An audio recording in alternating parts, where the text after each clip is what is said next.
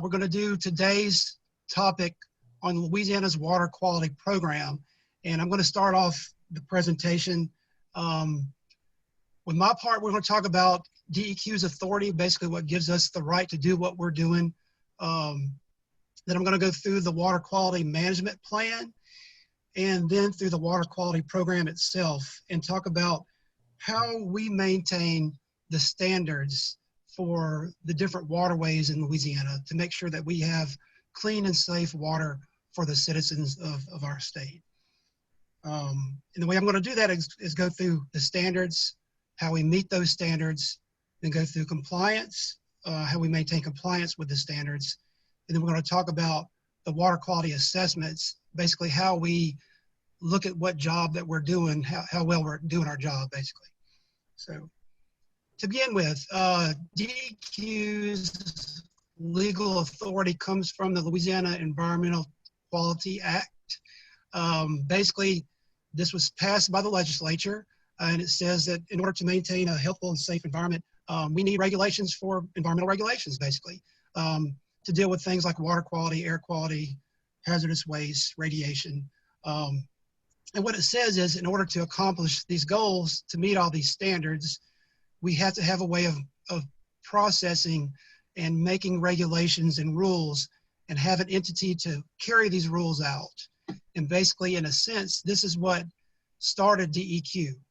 One thing I like to say in here as well, the authority, not just from the act side of it, but the basis of our authority comes from the citizens of Louisiana when you really think about it, because we vote in the legislature, the people who represent us. They, in turn, enact the statutes, they create the laws, and then we basically, at DEQ, we can only do what is set forth through statute for us to do. We can only do what we've been given the authority to do. And whenever we do a new rule or a new regulation, we have to take that out to the public for public notice, public comments. From there, we actually take it back to the legislature. They comment on it. Then we work on it further. Then it has to be approved by the legislature first. So nothing that we do at DEQ is just basically coming out of nowhere. It's all been through multiple people with impact studies, financial impact studies, and things like that. So we have a lot of basis toward what we do at the Department of Environmental Quality. So our general responsibilities, we're going to be primarily focusing on water today, but we do a lot more than just water. We do air quality, water quality, remediation, solid waste, hazardous waste.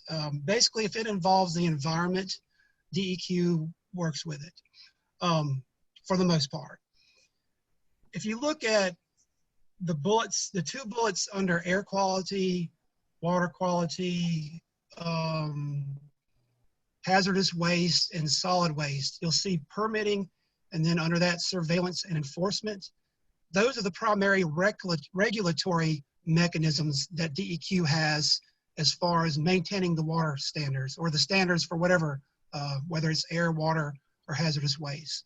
It's primarily, we permit facilities, get them under control, and then we see how they're doing through enforcement. But there's a lot more to it than that, and we're going to go through all that as well. So we do have federal statutes that cover our environmental quality work too. We're covered under the Clean Air Act, the Clean Water Act, and for our purposes today, you'll hear me mention the Clean Water Act a few times, because a lot of our water quality program is covered under the Federal Clean Water Act. There's the Safe Drinking Water Act that primarily deals with water that you drink, like it says, but we actually do some work with the Safe Drinking Water Act as well. And then RCRA, CERCLA, the Atomic Energy Act, things like that, deal with more hazardous waste and cleanups. And again, these are all for federal statutes. So if you need to have any copies of our regulations, you can find the Environmental Regulatory Code. Call our Legal Affairs Division at 225-219-3985. Or you can look at DEQ's website at www.deq.louisiana.gov, and there's a part that says about DEQ, and under that it says rules and regulations. And basically all our rules and regulations are under that part of the website. For water quality, like we're talking about today, is under Title 33 of the Environmental Regulatory Code. And I think it's called the Water Quality Act. I can't remember for sure, but it's Title 33. And then for like the general statutes that the legislature has passed, where you would find the Environmental Quality Act, that's in the Office of State Register, and you can call them at 225-342-5015.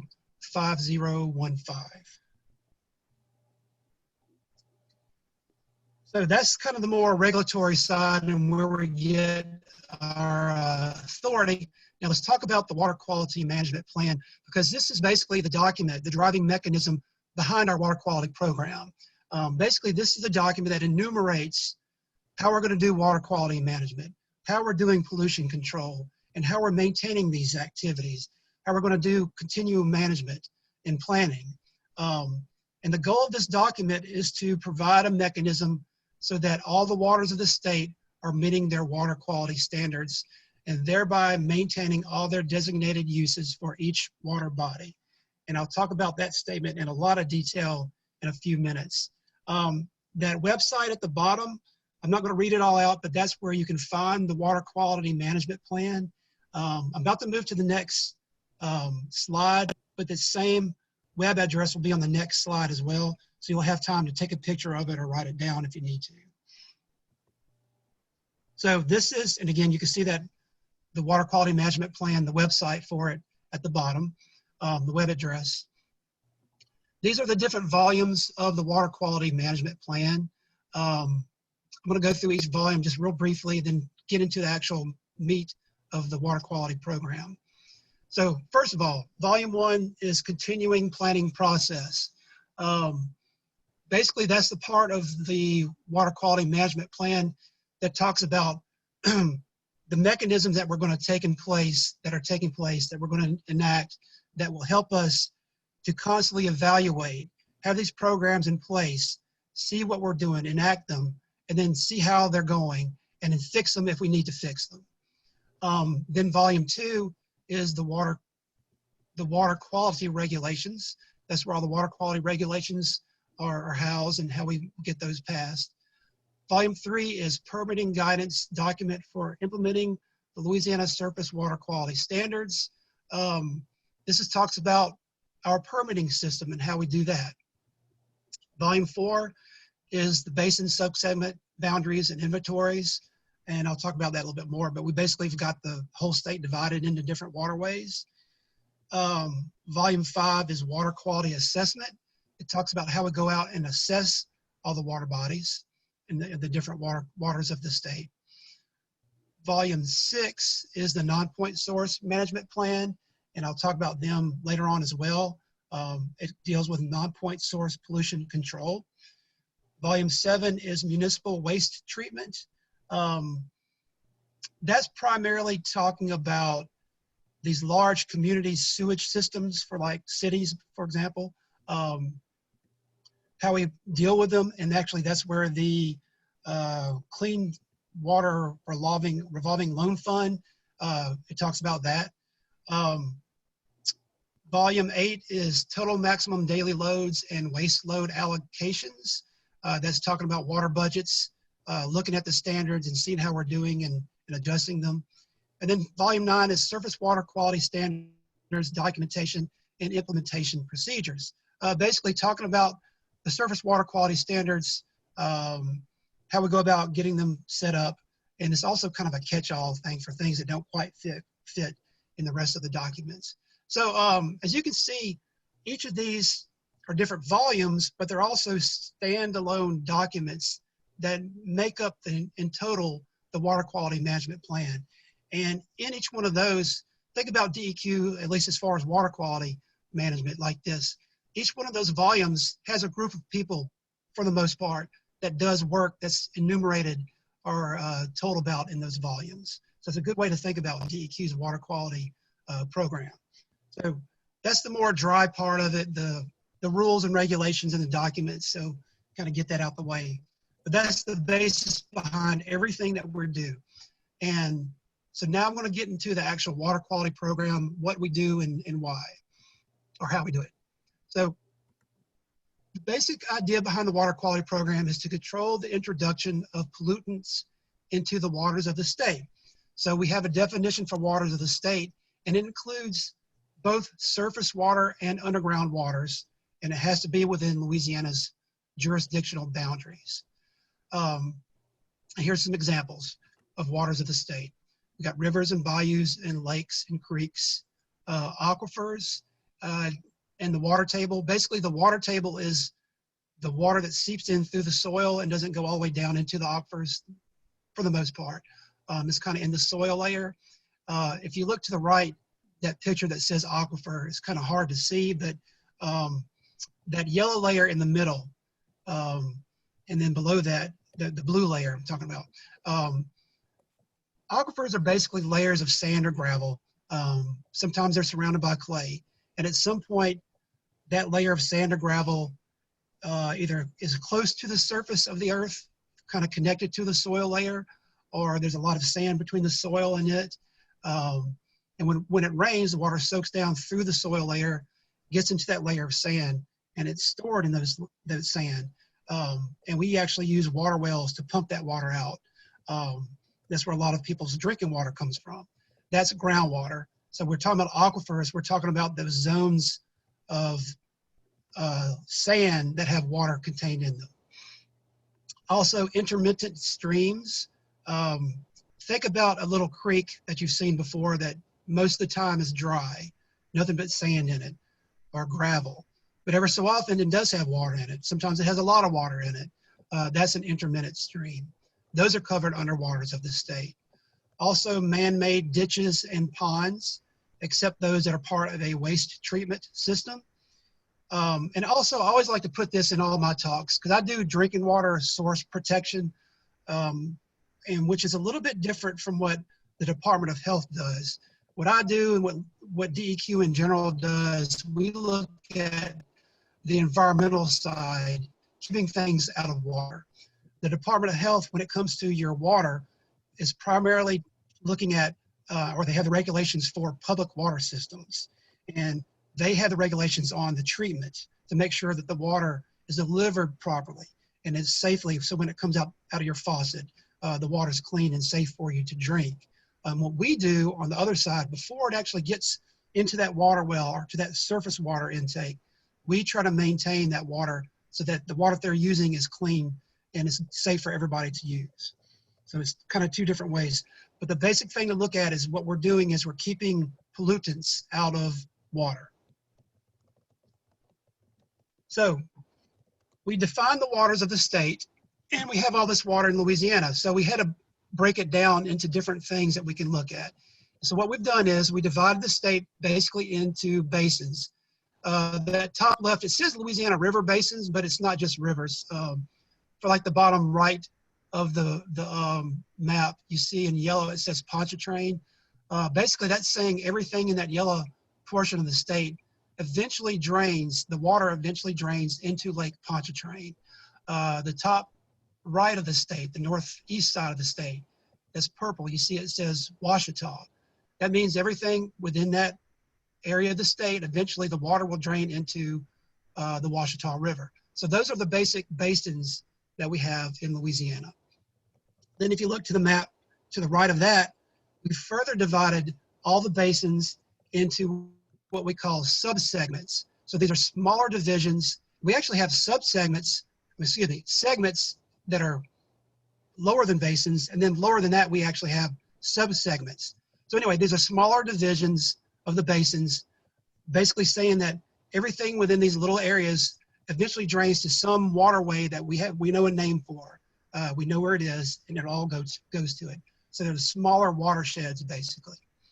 And then for the groundwater, we have different aquifers and aquifer systems across the state. And that's what you can see at the bottom middle. Okay, now for this slide, I'm basically going to be talking about surface water, not groundwater. So for all the waterways, basically all the subsegments, which basically we're talking about waterways. These different water bodies, we've looked at them and we decided what we need them to do, what we need them to be for us. And we call these water use designations. And we've divided all these waterways and decided what we want them to be. So let's go through the water use designations and it'll make sense.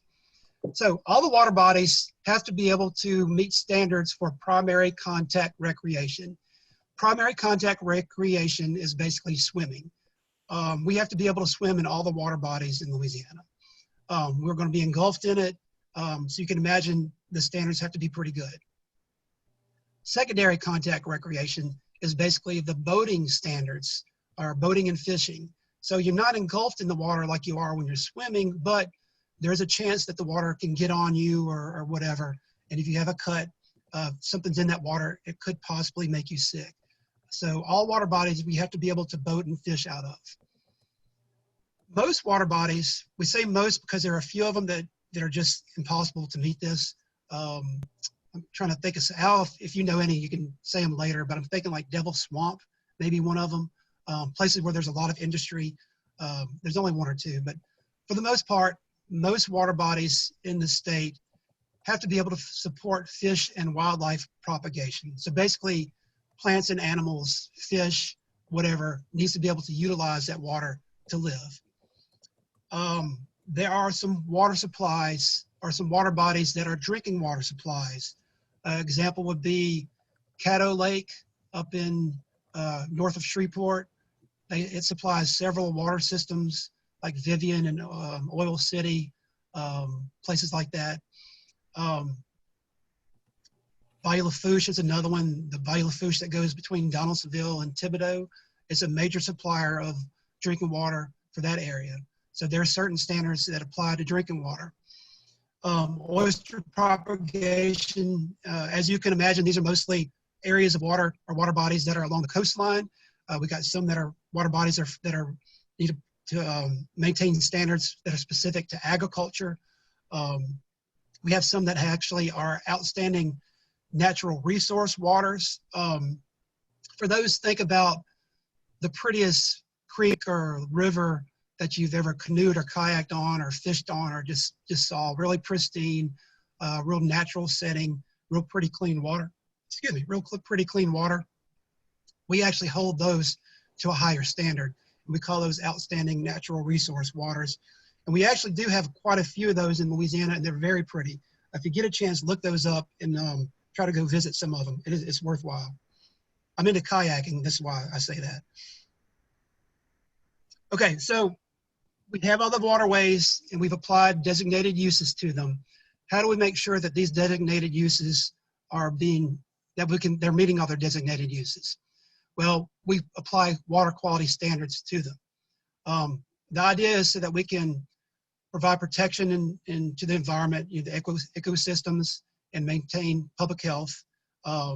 Also, being that we're applying standards to a water body, if it's not meeting those standards, applying a standard basically gives something that we can measure and see whether or not it's meeting it, and where it's not, we can work to meet those standards.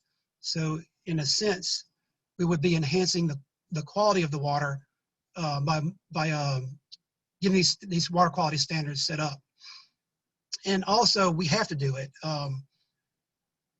Standards are a requirement of the Clean Water Act. So that, again, is one of those federal statutes that we're covered under, is the Clean Water Act. So what do the standards look like?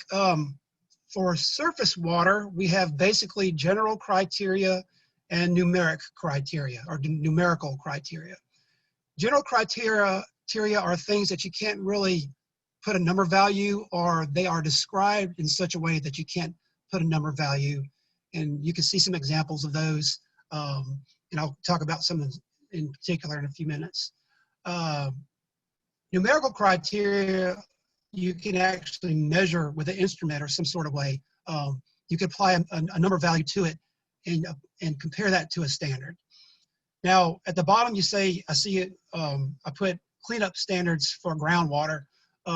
We do have various aquifers across the state. and we do have a lot of water that is basically in the subsurface within the soil layers. And we have cleanup standards for all this groundwater. There are better standards or tighter standards, more strict standards for water, groundwater that is used for drinking, drinking water aquifers, for example, as compared to some water just 10 feet below the soil layer that's just in the dirt, basically, in the soil. As you can imagine, if somebody's drinking that water, you want to make sure it's cleaner. So if something were to spill or gets into the groundwater, we have a group, their job is to make sure that all this groundwater is being remediated, that is being cleaned up, and they have their standards. At some point, I need to add that, another slide about that. So now these are for surface water, back to surface water. General criteria, some examples. You can't have floating or suspended or soluble solids, no taste or odor that would interfere with potable water, basically drinking water, or fish or shellfish. No oil or grease in quantities large enough to interfere with designated uses. So basically can't have a lot of oil and grease that's going to cause it to bust its standards. Color cannot be increased significantly, and there are no foaming or frothing materials. A good example, like foaming and frothing materials. I was in Bayou Lafourche. I want to say I was doing a cleanup day with another organization. Me and my children were actually cleaning litter out of the bayou, I think. Anyway, in the water at some point around Donaldsonville, we came upon a bunch of red water. It was coming out the side of the bayou, downhill into the water itself, and had a lot of foam and, looked like soap basically. Well, it turned out it was a car wash on the side of the bayou, along the side of it, and something was leaking out of its tank that contained the detergents. And so we actually basically had to make a call for our DEQ inspectors to come and check on it, and they got it cleaned up. So that's an example of a general criteria. I didn't measure that soap. I didn't know how much it was, but I can see that it was in there, and I knew just by looking at it that it didn't belong there, and we were able to take care of it. Numeric criteria. Again, these are things that you can actually measure with an instrument or run a lab analysis of it and apply that or compare that to a numeric standard. So the criteria is the standard, basically. pH shall fall within a range of 6 and 9 unless there are natural conditions that exceed that naturally. Chlorides, the maximum concentration is set on a case-by-case basis. An example, just to give you an example of one, again, chlorides is basically salt water. Caney Lake is a freshwater lake in central Louisiana. Its criteria is the chlorides can't get above 250 milligrams per liter, because above that it would harm fish and wildlife, basically. Dissolved oxygen cannot fall below 5 milligrams per liter in freshwater and coastal marine water bodies, or 4 milligrams per liter in estuarine waters. And there are seasonal exceptions for that standard as well. So as you can see, these are things that we can actually measure with an instrument and get a number value for. So we divided the water bodies, the state into water bodies. And here I'm talking mostly about surface water. We've applied all these standards to the water bodies, and based on what we need them to be, which is their designated uses. How do we maintain these standards? How do we make sure that these standards are being met for all these designated uses? Well, we try to control the amount of pollution going into these water bodies. And there are two basic ways that we do this based on the type of pollution it is. The first main type of pollution that we address at DEQ are called point sources. I'm just going to read this definition and I'll kind of explain it in a minute. A point source is a discernible conveyance. You know where it is, you can see it, such as a pipe, ditch, channel, or container from which pollutants are or may be discharged. So look at that, either one of those pictures, but think about that pipe. Think if that was connected to a sewage treatment system for a large city. People are going to be flushing their toilets, running their sinks and their washing machines So all this water is going into the city sewer, gets into this large, either an oxidation pond or a large sewage treatment plant. And you can't keep all that sewer water indefinitely. You got to treat it and discharge it out the other end through a pipe. So we know where that pipe is, right?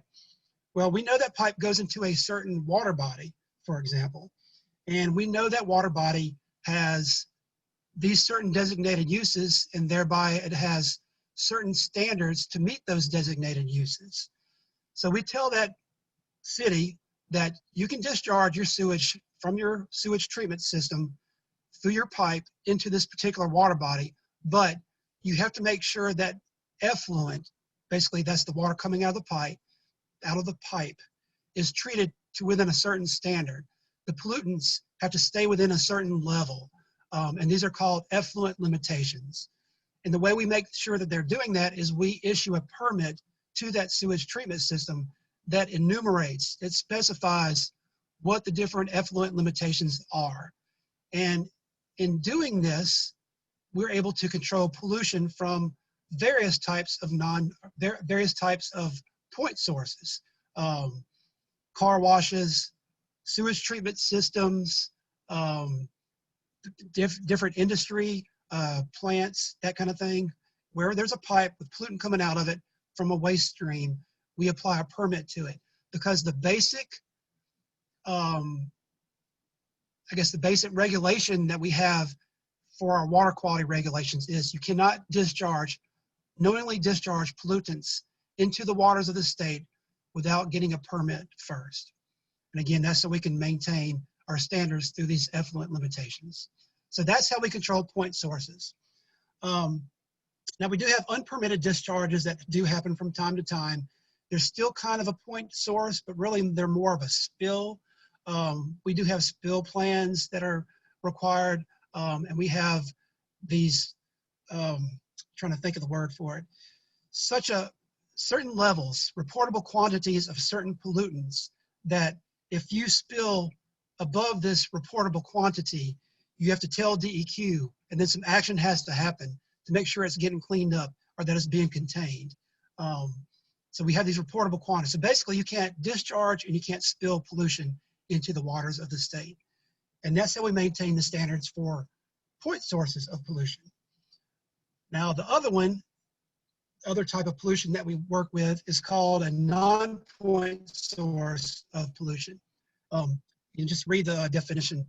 A non-point source is a diffuse source of water pollution that does not discharge through a point source, but instead flows over exposed natural or man-made surfaces. And then it talks about the different types. I'm going to go through those in a second. But basically, this is man-made, people being people, runoff, rain that goes over stuff that human activities, and it's causing some sort of issue with water quality. And it's actually estimated that there are several water bodies that have issues with non-point source pollution across the state. These are the different types of non-point source pollution. There is agriculture non-point source pollution. Primarily you're dealing with sediments, sedimentation, basically the amount of dirt, the soils that gets away through the runoff. Think about when a farmer tills up a field and it's not covered by something. If it rains right away, you can imagine a lot of that soil would run off into something and cause the waterways to become dirty looking. It's sediment, increases the sediment load. In fact, most of these actually, sediment load is the main thing. But also you have pesticides, fertilizers, things like that with agricultural activities. Silviculture, that's basically forestry related activities. Again, primarily sediments, but other things. Construction, again, sediments, and whatever is involved with construction. Urban runoff, think about anything that you see in a city that could be spilled or just out there, like pet waste, you name it.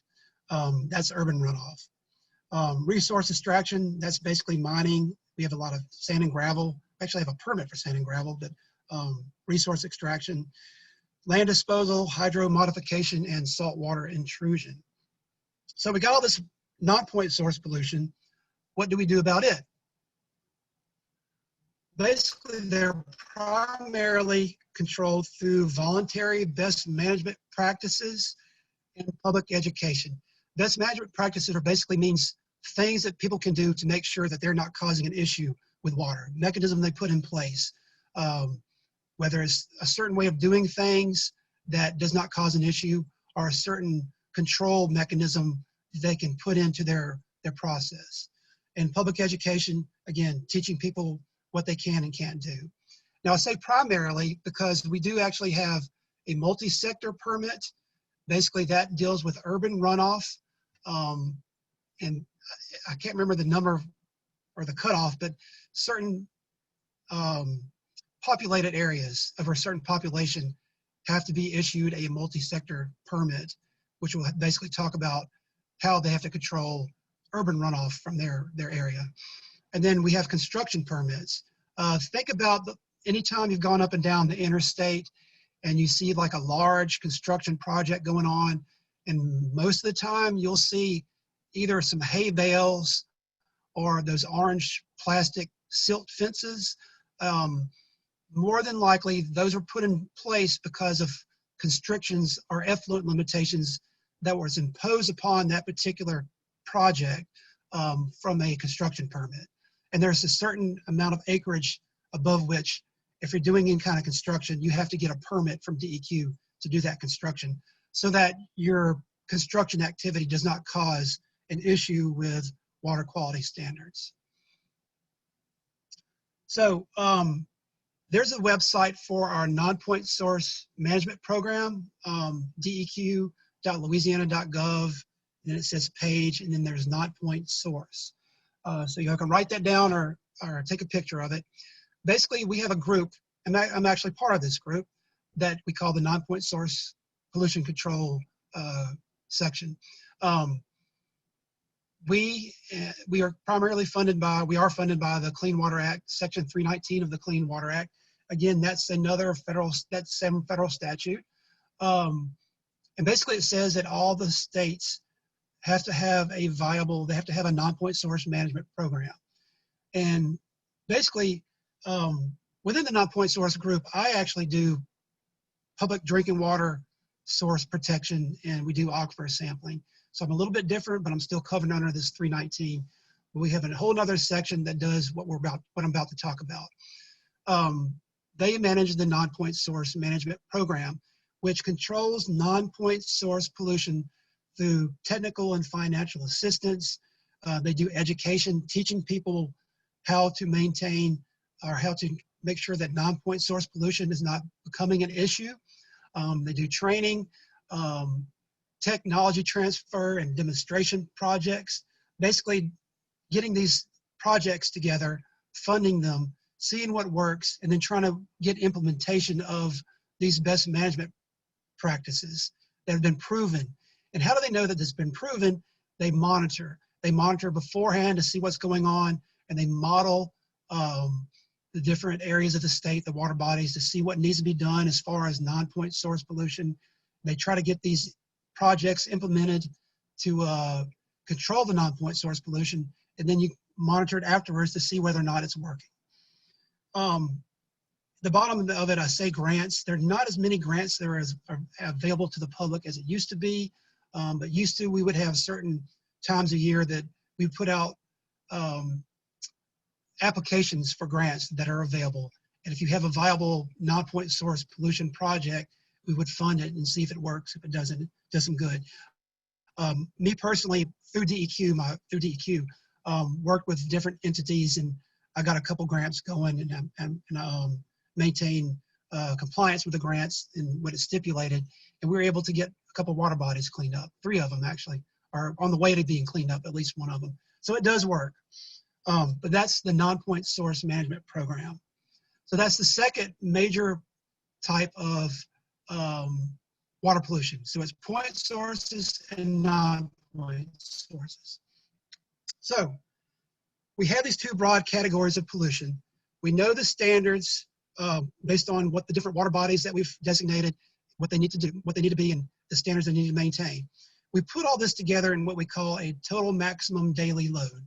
We actually had a group that basically for a while all they did was go out and sample all this water across the state to see what was out there so we could set up these total maximum daily loads. And we got a group of engineers that looked at it, looked at the permitting that was going on, the different point sources. They looked at the best management practices, the non-point sources, put all that information together in what you call a pollution budget. Basically, a total maximum daily load, or TMDL, is a pollution budget. So we measure the waste load allocation, the point sources, plus the load allocation, which is the non-point sources, and the natural background sources. Add in a margin of safety, look at what the standards are and see if it's meeting those standards. And from there, we know what we need to tighten up on, whether it's stricter effluent limitations for the permits or more work through the non-point source management program.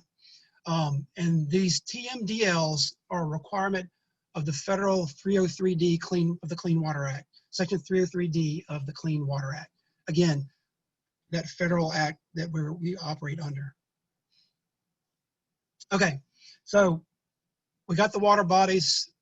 We know what they are, need to be. We have the standards set up for them so they're meeting their designated uses. And we're addressing these standards through permitting and non-point source so that we're meeting our standards. We also have a group, or we also do compliance work to make sure that the permitting side and the point sources are in compliance. They're doing what they're supposed to be doing so that we're meeting our standards. And we do it through these mechanisms. We have discharge monitoring reports. Everybody that gets a permit, there may be a one or two that maybe not have to do this, but I think pretty much everybody does. They have to monitor their effluent that comes out of their pipes and report to DEQ what they have to measure. They have to actually monitor for certain things and report the findings to DEQ. And there is a certain amount of time that it has to be done on a periodic basis. And all that is stipulated in the permit based on what type of pollution we're trying to control with that said permit. We also have a group that does inspections. They go out and look at all the permitted facilities to see how they're doing. They have so many they have to do per year, per quarter. They go out on calls and just looking for stuff that's out there that people have called in. It's quite a lot going on in the state.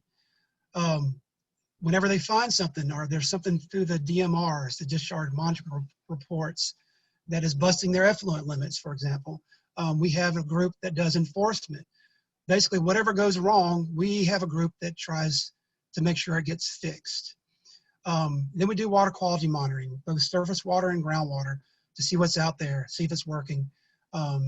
We have analytical standards for measuring everything and for the different labs across the state. And we revise these standards.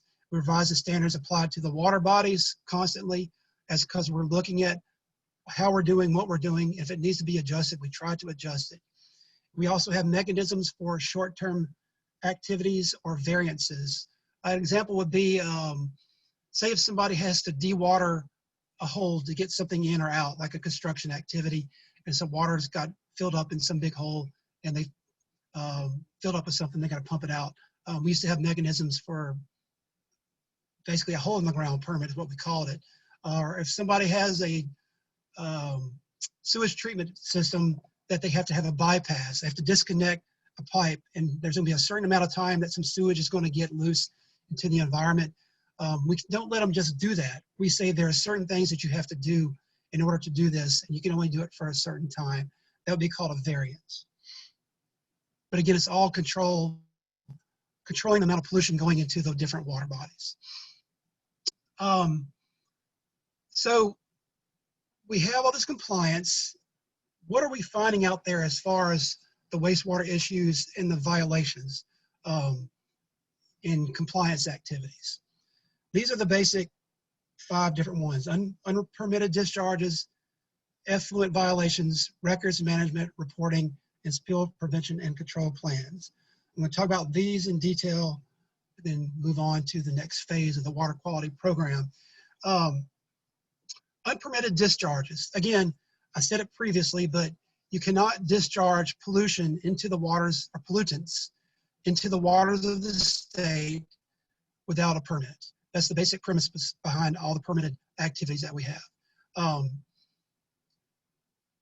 And we still find, even though this has been out there for a while, this program has been established for several years now, we still do find that people are discharging without permits. It's not near as much as it used to be. We've got a lot of the state who need to be permitted, but it still happens. So this is one of the common things. And a lot of it is people just don't know. And when DEQ finds an unpermitted discharge, what they do is we'll let them know what's going on, what they need to do, and get a permit for them. We don't just go out and bust everybody. We try to work with people first to get them into compliance with our regulations and explain to them why we're making you do this. Effluent violations. We find these out through the discharge monitoring reports, or actually sometimes an inspector can, it doesn't happen a lot, but can take a sample out of the effluent pipe. What does happen? So these are where these are found. Basically, they're not meeting their permit limits. Records management. There are certain things that your permit, if you are a permitted facility, certain things that you have to maintain a record of for a certain amount of time, and where there's certain places where you have to keep it, or a certain place you have to keep it. And that's all enumerated in your permit. From what I've told, I don't do enforcement and compliance, but I've told records management is a really big one. And then reporting. Again, we do have reporting requirements. If you were to spill something that's above a reportable quantity, and these are all found in the Environmental Regulatory Code in Title 33, you have to report that, and there's a specific time frame and how to do that. Or if you're going to have a bypass and you know it ahead of time, you have to tell DEQ before it happens. Or if something accidentally happens, you have to tell DEQ. The worst thing that people do is just try to get by without reporting. As long as you report to DEQ, DEQ can know what's going on and kind of have some control over the situation. For the most part, DEQ works with people to get it alleviated, whatever the situation may be. Spill prevention and control plans. For example, look to the picture to the right. There's a storage tank, and you can see there's a walled or a container around it. The common misperception is that the regulations at DEQ say you have to have secondary containment, like this thing on the right, top right. You have to have secondary containment.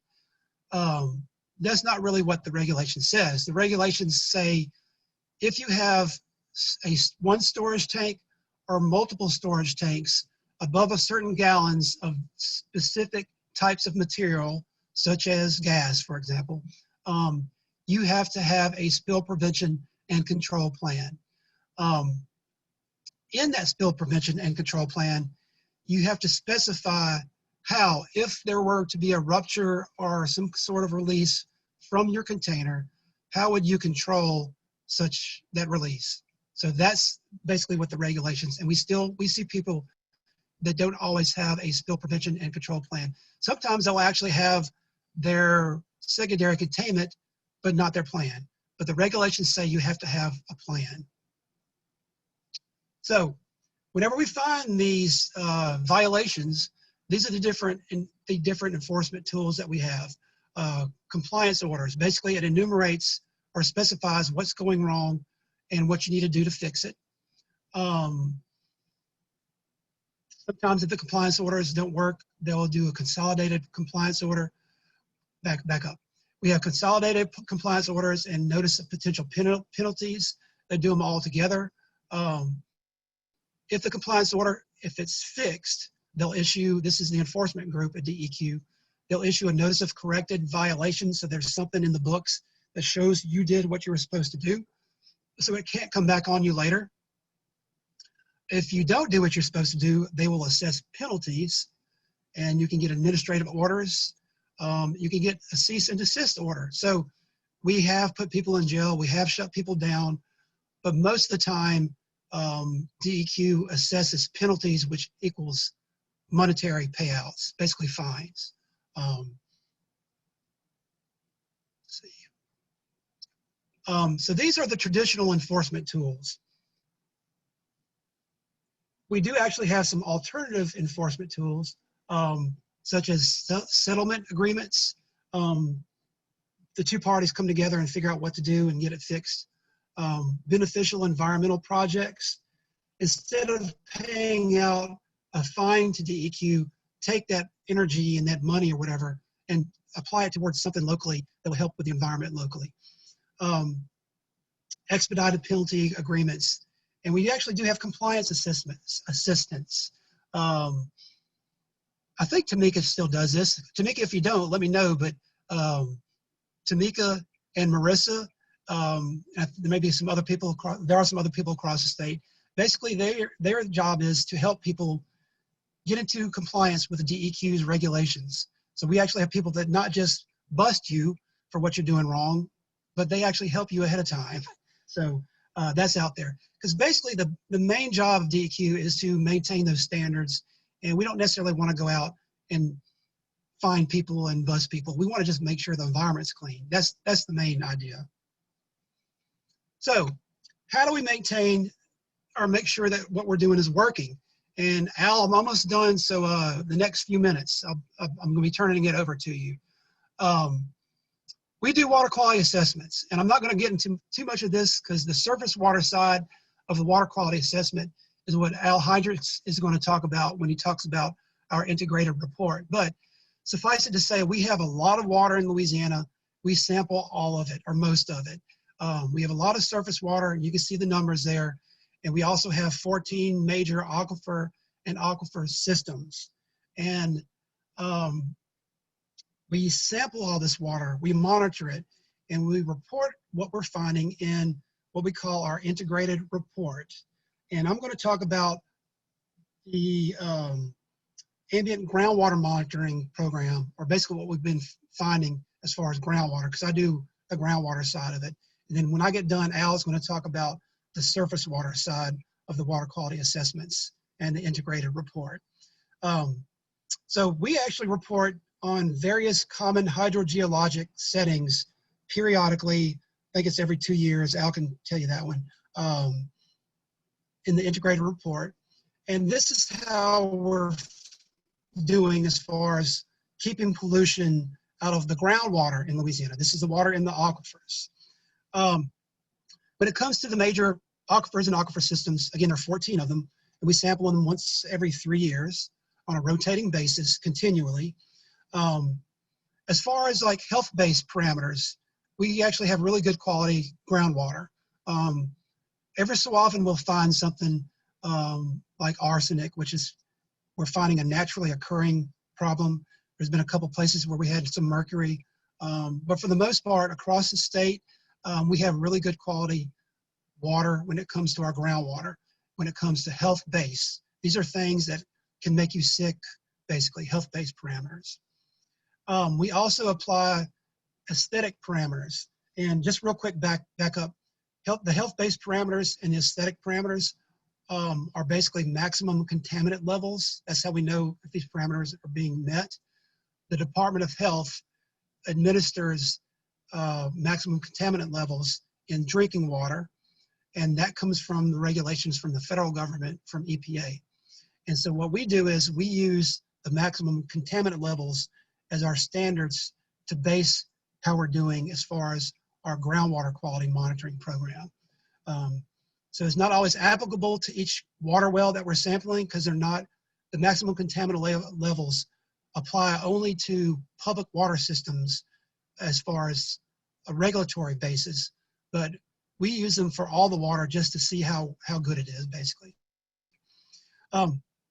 Aesthetic parameters, now these are taste, odor, and appearance. So think about if you go into a location, turn the faucet on, and it's yellow and it stinks like rotten eggs. That would be an aesthetic parameter. It's not necessarily going to make you sick, although you think it is, but you don't want to be drinking it, or you don't enjoy drinking it. What we find is the youngest aquifers are generally the poorest quality, and these are mostly the shallow aquifers, like the Mississippi River alluvial, the Red River alluvial, are some of the shallower aquifers in the state. The mid-age tend to be the best quality. These are the deeper aquifers. They're Pliocene and Miocene age. If you know about geologic ages, that's where they were put down in. And these are primarily across the central part of Louisiana. And then the oldest aquifers, which are primarily run across the north part of the state, like the Sparta Aquifer or the Carrizo-Wilcox. They're generally mixed in depth. At the northern end of their reaches, they're generally more shallow. And at the southern end of their reaches, they're generally deeper. And we also find there's a lot of variability in how their quality is as far as taste, odor, and appearance. So it's kind of a mixed bag. It really depends on where you're located. Back with the youngest aquifers, we say they're the poorest quality, but there's one location in northeast Louisiana that uses like 100-foot water wells, and they constantly get the best water. They win an award for the best water in the country. So even that's kind of variable depending on where you're located. Okay, so that's pretty much what I had to talk about. It's been about 45 minutes. I talked about DEQ's authority in the rulemaking. Water quality management plan, that's that document that houses everything that we do for water quality management. And then I went through the water quality program with our standards, where we divided the water into the different water bodies, put in designated uses for each one, applied standards to meet those designated uses, and then we permit facilities to control pollution from point sources, and then we do best management practices for non-point sources. And then we went through the different ways that we maintain compliance and the environmental regulations and enforcement, and I went over the groundwater assessment. Good morning, everybody. As you heard, my name is Al Hendricks, and I'll be talking to you about some of the details on the 2018 Water Quality Integrated Report, how we put it together, and so on. So we will be doing, sorry, I hit the button too quick. Where did the report start from? The integrated reports being the 305B and the 303D, it's a combination. How are the assessments connected to water quality permitting and non-point source action? Jesse already talked a little bit about that. And where can you get the latest report? It's on our website. We'll have a link for that later on. So the origin of the report, Jesse mentioned a lot about the Clean Water Act. Pretty much everything I do is centered around Clean Water Act and our state regulations. There's two sections, 305B report and 303D list. 303D list is what a lot of people are familiar with. Everybody wants to know, is it on the list? Is the water body on the list? So that's where that's coming from. And the requirement of the Clean Water Act, it's tied to our funding. If we don't do it, then EPA can theoretically deny our funding at some point in time. And if we don't do it, then EPA will do what's called disapprove the list, because we just didn't do it, and they will produce their own list. In other cases, when we do produce a list, EPA will occasionally disapprove a particular action or a particular portion of the list and override what we did. Thankfully, it doesn't happen too often. So here's kind of a big picture thing. I borrowed this concept of slide from a longtime coworker. So we start off with ambient water quality network data, and we'll have a map of that in a little bit. That's where our regional staff go out and collect water samples every month. Those criteria, or those data rather, were originally used and still are used to develop water quality criteria, or the standards, basically how good the water needs to be. We put that data to use every 2 years to produce the integrated report, and then I'll have more detail on that as we go along. So if the uses are supported, if it's yes, then there's no impairment. The water body is not placed on the 303D list. Continue to monitor it, and the cycle keeps going. If the answer is no on use support, then the impairment, say dissolved oxygen is too low, is placed on the 303D list, and you'll see it says usually but not always. That refers to some different options for the listing that we'll talk about later. The modeling group, which is down the hall from me here, the TMDL development, TMDL being a total maximum daily load. It's kind of like a pollution budget. I'm not going to get into that, but that is a engineering modeling group that does a lot of work for us. And we also have a new thing, relatively new thing called TMDL alternatives, where we know specifically what the problem is and where it's coming from. So we can just go straight to addressing that problem. So the TMDLs, once that is developed, then that is implemented through the permitting and the non-point source best management practices. Jesse mentioned those a little bit. And we start over again with new water quality data, and the cycle keeps going on. So water quality monitoring. Again, Jesse touched on this a little bit. We have nearly all of the 499 water body subsegments in Louisiana have monitoring sites.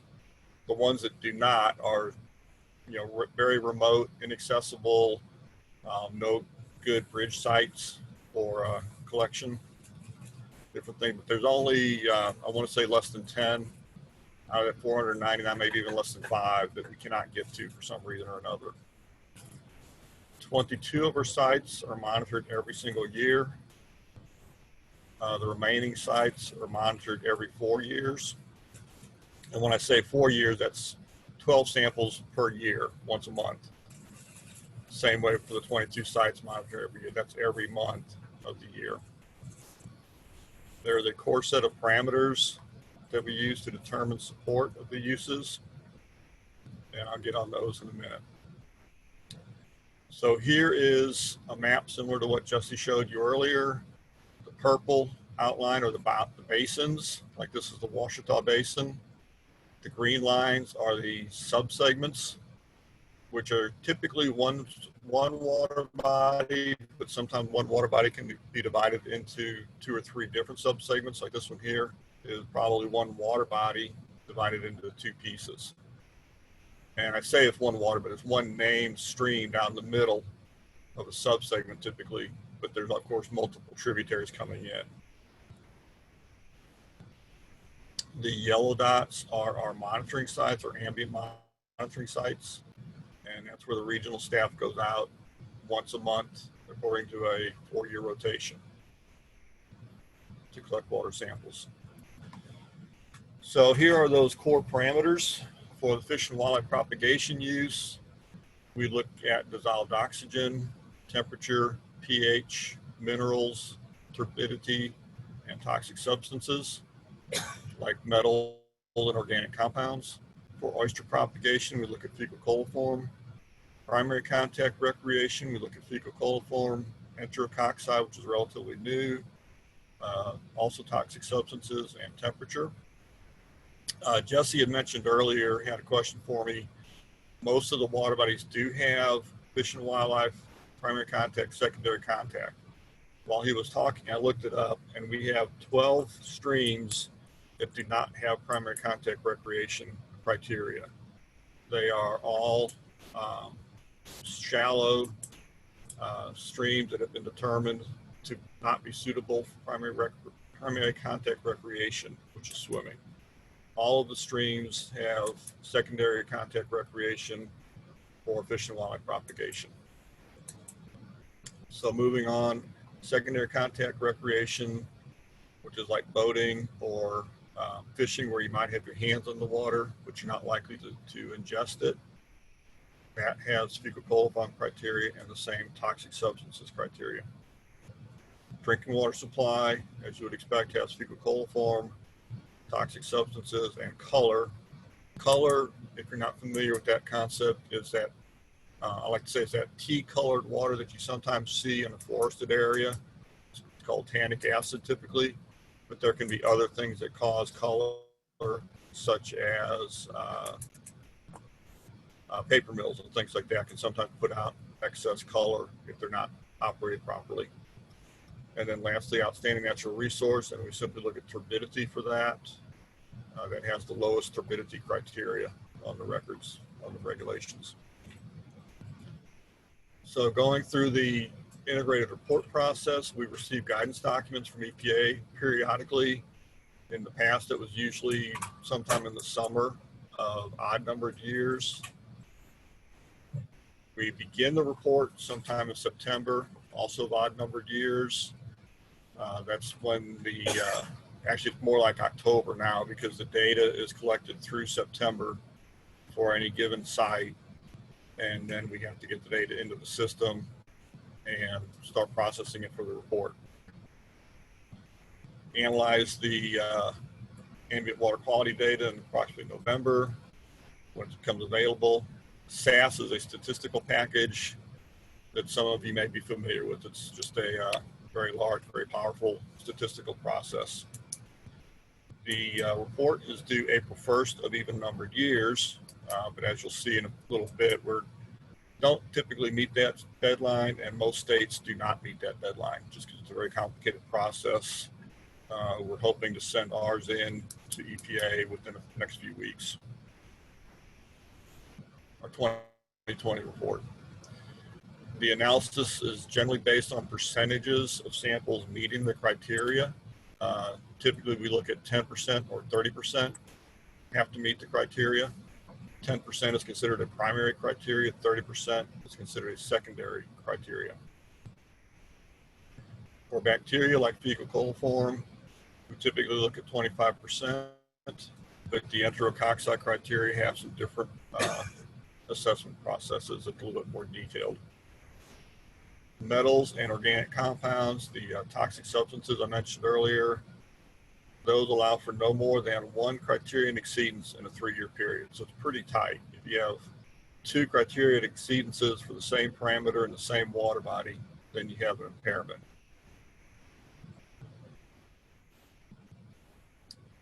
So after we do the analysis of the water quality to determine what's referred to as the suspected causes of impairment, for example, low DO or high fecal coliform, then we ask the regional staff to, look at the assessments and think about, their water bodies, and then identify 1 or 2 of the most likely suspected sources of impairment.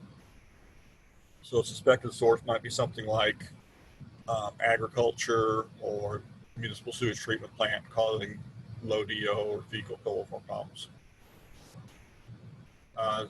Once we run the assessments, beginning in the 2018 report, last year's report, or last cycle's report, we began putting the information into what's called ATTAINS, which is a nice long EPA acronym for Assessment Total Maximum Daily Load Tracking and Implementation System. The previous system that we used was called ADB, which is Assessment Database, so much simpler acronym back then. But ATTAINS is the latest thing, and we've been using it successfully so far. So part of the report is also involves a lengthy text that runs about 100 pages or more of text. That text describes pretty much everything you can think about with regard to DEQ's work on water quality. It includes a groundwater section developed by Jamie's group, and a lot of information about permitting, some information about enforcement actions, not in any detail, but like a summary count of what's going on. Of course, it has information about how we do the assessments, different sets of data that we use to do the assessments. It's quite detailed. We're currently working on that right now and just about done with it. So the combination of the ATTAINS information and the text is what becomes Louisiana's integrated report. And that is submitted through the ATTAINS database system now. So everything is done electronically.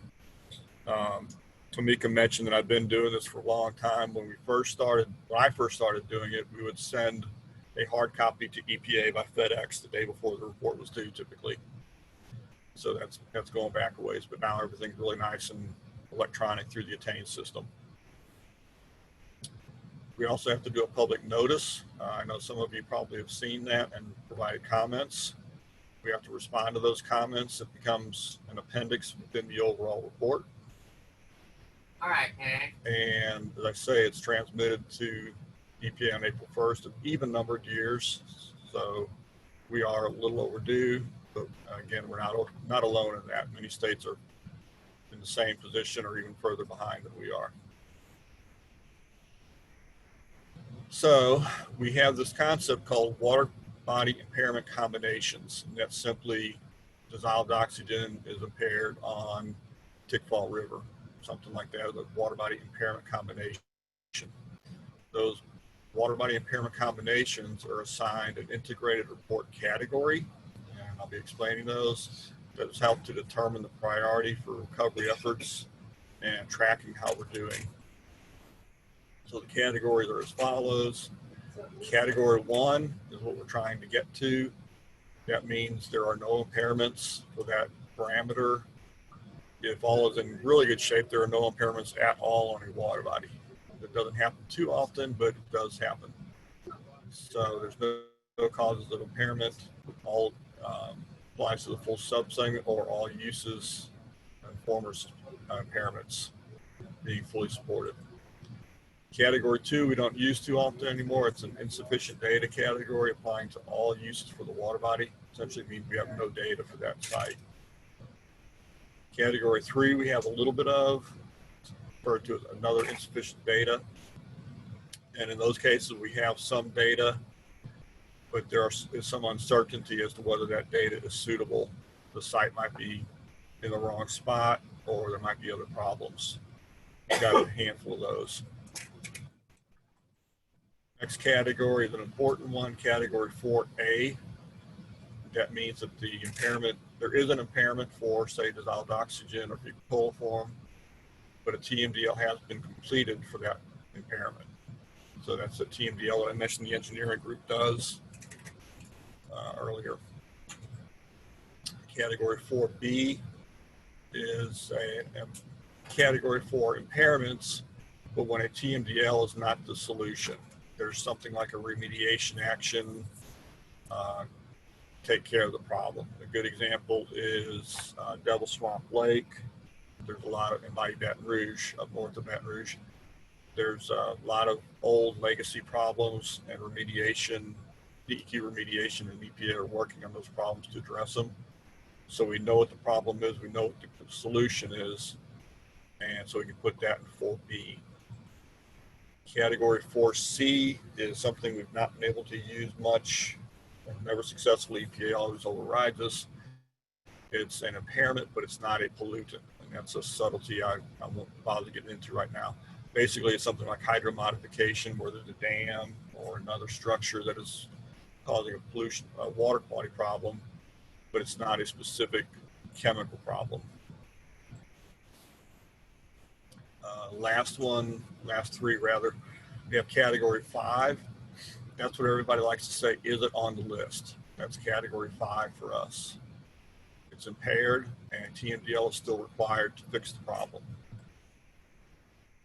Category 5 RC, we've been using that for a few years. It means it's impaired, but we believe the criteria need to be corrected. A lot of times the dissolved oxygen criteria are set too high from the original criteria development process many years ago. And so we're working to revise the criteria. This just lets us put that aside temporarily until the criteria can be corrected or revised. 5 alt is a relatively new one. I think we've been using that for 2 cycles now. Oops, sorry. 5 alt, and that has to do with the EPA's 303D vision process. That's a national process, not just a DEQ process. And I mentioned that earlier with the 5 alt, that we know what the problem is, we know how to fix it, and we just go straight to fixing it through the vision process, and essentially skip the TMDL part until we can see if we can address it directly. Saves a little bit of time, goes straight to the heart of the problem, and makes an effort to correct it. So here's another way of looking at all of this with the categories. Everything, all the assessments of the state go into this Appendix A report. Got a few, and don't let the size of the circles make you think that we've got a lot of these. We have a few that are insufficient data, IRC 2 and 3. This would be all of them, IRC 1 through 5. We have a few that are IRC 2 and 3 with insufficient data. We have quite a few with the TMDLs completed, or excuse me, no TMDL required, with that being the 4B and the 4C. I think we have about 10 or so water bodies in 4B right now, and none in 4C. TMDLs completed, 4A, we've got quite a few of those from having done TMDLs for many years. And then the last one is on the 303D list. It's that category 5 all, and I should add 5RC down here as well. This is what most people think of when they think about water quality, and if they know about the regulation and such. They want to know if it's on the list. So that's that last set. So for the 2018 report, it was approved by EPA on November 20th last year. I say fully approved. There was no disapprovals, no changes, no actions required. We did make a few changes at EPA's request prior to submitting the report, and that allowed us to get a full approval when we did a final formal submittal. And those were some minimal changes. In that report, we had 1,677 separate assessments. So in the spreadsheet that we use typically, there are 1,677 separate lines representing the different water bodies in their either full support, impairment, or insufficient data. We have a total of 499 regulatory subsegments. Now, when I say regulatory, that means they are in the Louisiana Administrative Code regulations. There's a table 3 in there, and they are located in that table. We also have about 35, it looks like, are non-regulatory subsegments. These are typically advisories on a small portion within a bigger subsegment. So an example be 2 o'clock Bayou in the Atchafalaya Basin that has an advisory for mercury. And rather than say the entire subsegment is impaired, you simply say that 2 o'clock Bayou is impaired for mercury.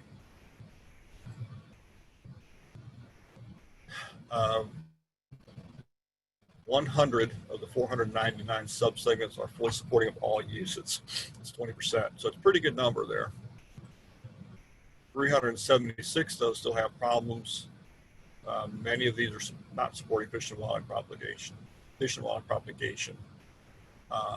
So that means it's not supporting one or more of the designated uses that we talked about earlier. And thankfully, only 12 subsegments are not supporting any uses. So those would be the worst of the worst, if you want to look at it that way. It's important to note that many of these are not supporting fish and wildlife propagation. There are many, many different causes of impairment that can affect that. And we have a handful, 11, where there's no data. I think we've gotten that down a little bit lower for 2020 because we picked up a few new monitoring sites. I don't know that off the top of my head, but I think we're cranking down on that little by little. So the top 10 suspected causes of impairment might surprise people to know that low dissolved oxygen is the highest one in 2018, 201 subsegments. Next is fecal coliform, 148, and that's caused by sewage, basically, either unsewered areas, septic tanks that are not working properly, municipal sewage treatment plants that are not working properly, completely unsewered homes just going straight into the bayou. Dissolved oxygen is caused by many different things. Excuse me, low dissolved oxygen can be caused by many different things. Mercury in fish is unfortunately a very high one, 113 subsegments. The thing is that is a national problem. It's not like Louisiana has a lot of mercury discharges. We have very few actually that are permitted, but there's a national problem with atmospheric deposition from coal-fired power plants, and that releases the mercury into the atmosphere when the coal is burned, and then it settles back on the ground. Very large problem around the nation. not just here. Turbidity surprises a lot of people. It's essentially overly muddy water. You might think of it that way. We are an agricultural state. We have a lot of forestry, and both of those things can contribute to turbidity problems. So we have 94 subsegments affected by that. Total dissolved solids is just a mineral. It's I don't have a good way to explain that, but it's partially related to turbidity. It's partially related to saltwater intrusion with the salts coming in from the Gulf. Non-native aquatic plants is a pretty big problem, and we've actually got more than just 44, but that's what's officially listed right now. This are things like hydrilla, salvinia, water hyacinth, things people might be familiar with that are clogging up our, primarily our lakes, but also some of the streams and wetland areas. It's a very serious problem. I just saw some pictures yesterday from a coworker that was trying to work on a lake, and they had to clean their engine out every 5 minutes or so because it was getting clogged with the hydrilla. So it's a non-native aquatic plant problem. Nutrients, nitrate, nitrite. Now you'll note that we don't have nutrient criteria, but this was added by the field staff many, many years ago based on what's called evaluative assessments, basically best professional judgment. So we still have some of these on the books, and the way we work with this right now is if the dissolved oxygen is fully supported, then we can make a reasonable assumption that the nutrient levels are okay now. And we still have 42 of those around. Same way with total phosphorus, same problem. Don't have numerical nutrient criteria, so it's very hard to assess those. Sulfates is again related to that total dissolved solids and minerals and things like that in the water. And chloride, same way.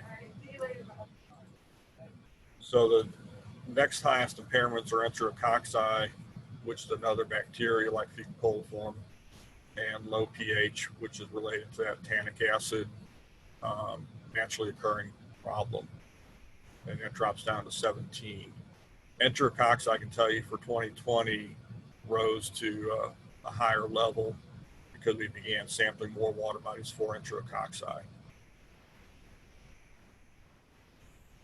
So for the sources, we have a lot of natural sources. Again, it kind of goes back to that dissolved oxygen problem.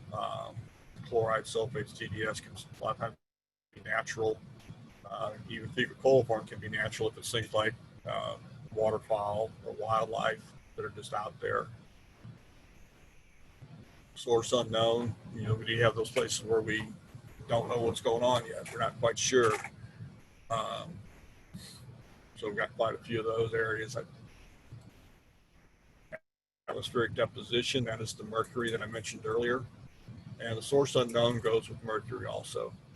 We're pretty sure it's atmospheric deposition, but we're not sure where it's coming from. So that's why we'll say source unknown.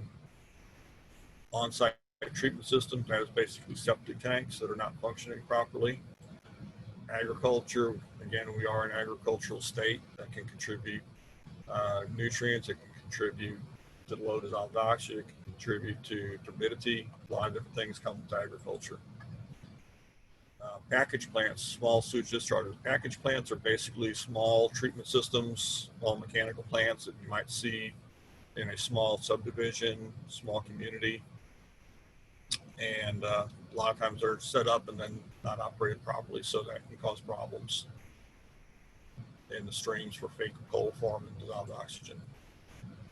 You got that non-native species again, that's the noxious aquatic plants. And again, sewage discharges from unsewered areas. That's simply homes that may have no sewage treatment at all. They may go straight to the stream with a pipe. We've seen that happen before. Municipal point sources, same kind of thing, but on a larger scale. You might have a community, a city, town, that their sewage treatment plants don't function properly, they're not maintained properly, and they're releasing excess sewage, therefore excess bacteria into the water, excess biological oxygen demand, which removes oxygen from the water. and wildlife other than waterfowl, that goes back to that fecal again. So you can see there are a lot of different things that can affect fecal coliform and dissolved oxygen in a negative way. So to get to the report, that's just a quick overview. To get to the report, I'm going to see if this will work. Here's the link. You want to take a picture. And hopefully I can get this to come up.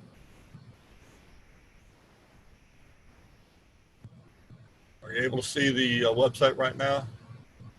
Yes. Can't see the website? Yes. Okay. So here's the website that we maintain for water quality information. Actually, it's a step below that. The report you can see here, the 2018 report. Here's the text that I mentioned that describes how we do the assessments. And here is the Excel spreadsheet that gives you the assessments in detail. And I'm not going to go there because I don't want to take a chance on getting lost in a wormhole somewhere, but let me see if I can click back out of here. There we go. Back to the presentation now. Yes. Okay, so here's the website. If you want to take a picture, I'm sure it'll be available when you look for the presentation later. So the 2020 report, as I said, we are working on that. Until we are done, until it's approved, and submitted and approved, you work with the 2018 report, which I just showed you the link for. As of today, the 2020 is under development, but getting very close. Just yesterday, I finished up the summary tables and some pie charts. I'm going to be reviewing those one last time to make sure everything's accurate. Pass them on to my administrator so he can have a look at it. And then hopefully in the next week or two, I will get feedback from EPA Region 6 in Dallas and EPA headquarters so that we are ensured of having a consensus before we submit the final report. That helps avoid any disapproval actions from EPA, try to get the problems resolved before we submit it. And so, as I was saying, essentially ready, working on summary tables and figures, and waiting for comments. And that's all I have. I got done a little quicker than expected. There's how you can reach me. That is actually my desk number, so feel free to give me a holler. If you have any questions, happy to try and help. I know it can be a little convoluted and confusing, but I'll do my best to get straightened out.